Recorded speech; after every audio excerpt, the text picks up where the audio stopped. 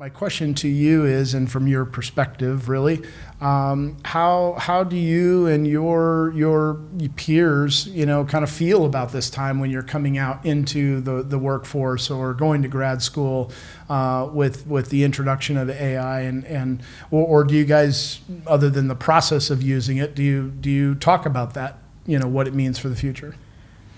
I will say I don't think, and maybe this is just me and my close circle of friends, but I never used Chat GPT. I know some of my roommates used it for assignments and whatnot.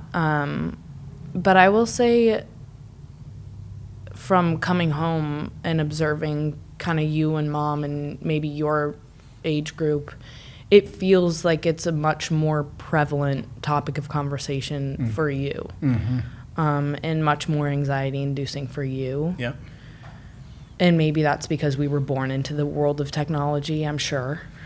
That's a very interesting point. You're right, because I know when it first came out, I've come to, whether I've talked myself into it or not, I don't know, but I've come to the optimistic side of it, which we were talking about, I think, just last night at dinner, which is that we actually, in our labor force, we've got the smallest labor force in the U.S. that we've had since World War II, right? And so we are actually constrained in our economy by labor shortage. And so I think that these tools will actually help us get the work done that we need to get done. So that's where I've kind of come mentally. But I do agree with you. I think it causes a lot of consternation in our peer group. And I had never thought of it that way.